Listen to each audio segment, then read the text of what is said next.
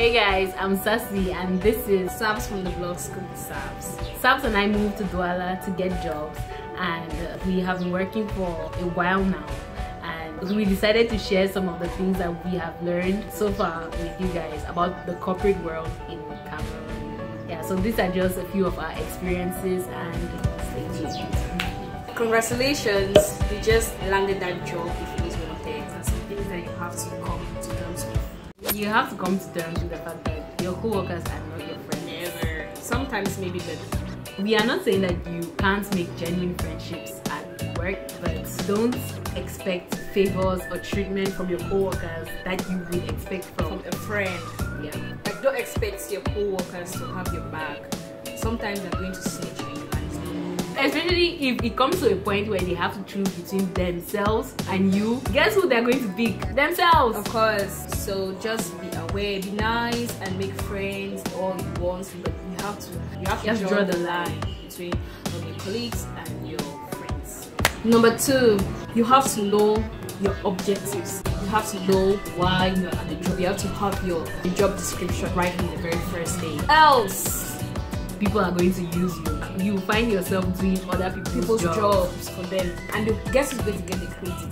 Them, of course. If people find a way to use you, that's just what they're going to do.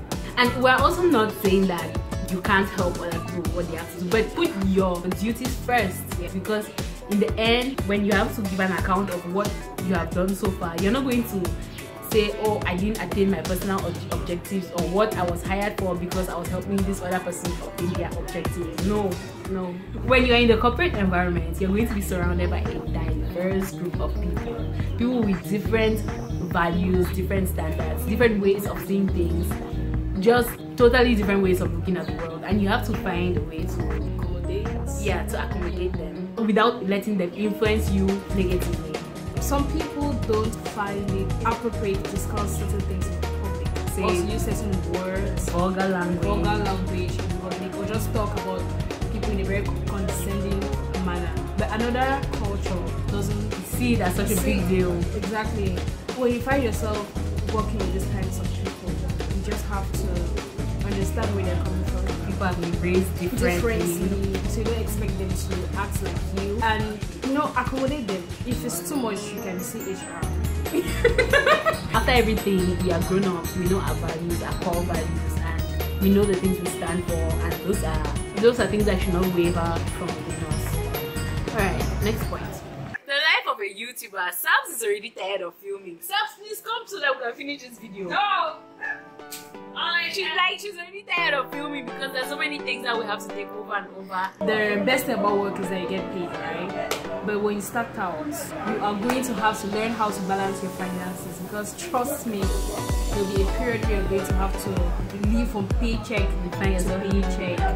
Because when you're starting out, they just give you enough to get you by. So you're going to have to learn how to balance your finances with your responsibilities. And prioritize, guys, prioritize. You have to get your needs before your wants. I think people face this difficulty because they just feel that since they've moved from having pocket money to actually having a salary, which is more money, they feel that they can just switch up lifestyles immediately. No, having more money doesn't mean that your lifestyle should automatically switch, because more money comes with more responsibilities.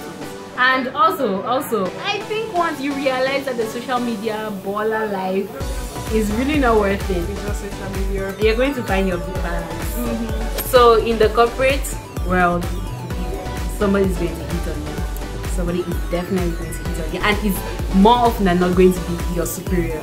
More often than not, it's going to be somebody married. And it's not just women who get hit on. The whole sexual harassment thing, it doesn't just apply to women. Men go through that too.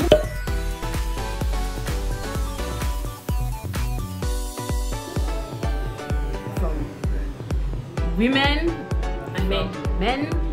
Yeah, it's really sad to say it's something that's to be expected, but it happens. It just happens. It's so rampant that we can say it's normal.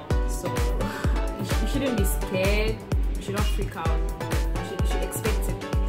Yeah, and however you choose to handle that situation, make sure you check it. You should definitely talk to somebody in your company, especially in the human resource department just to find out how such things are handled. Policies surrounding these kinds of situations. Yeah, romance in the office. Okay, the next point, we want to talk about job security, especially in the private sector. Sometimes you can feel that your job is volatile and you are at the edge of a cliff. When this happens, and trust me, it will happen, don't break down, because I mean, it's a job. Breaking down at work is not a good look, guys. I think this deserves a whole different video. But no matter what, don't break down at work. Don't run to the bathroom and cry. Yeah, even if your boss tells you to your face, I'm going to fire you. See, people hear that more often than you think. Don't break down at work. Stay strong. Sabs and I work in a very male-dominated domain. So we know firsthand what goes on. We know firsthand what it's like to be judged based on your gender. It's true a lot of progress has been made when it comes to bridging the gap between men and women. To be honest, especially in the corporate world, it's still present. Disparities is still common, and it's reflected almost everywhere. In your pay, it's serious pay, gender pay gap, in promotions, because they'll say, oh, you're a girl, you can't handle this. We call you for emergencies, you're not going to be available. People are going to judge you, make so many assumptions about you because you're a woman in particular. The people who suffer the most from the effects of gender inequality are women.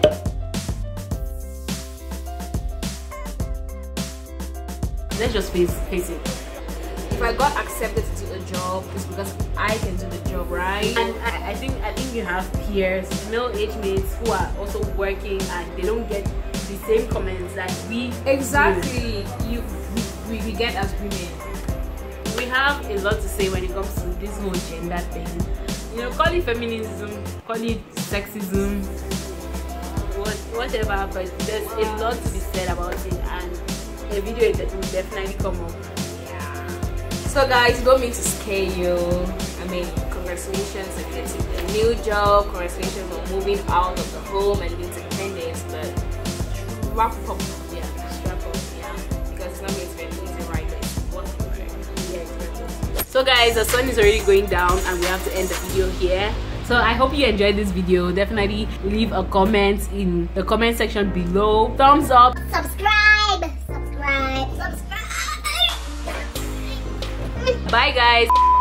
My god. Oh, sorry. Oh, if I got into this. Oh, that's the drink. Sorry. Can I get a drink? Well, it's super expensive. I think we talk about that in your vlog. Yeah, no, I actually think people are tired of hearing me say that Douala is expensive. Yeah, the camera makes you sassy. No? It brings out the sassiness in you.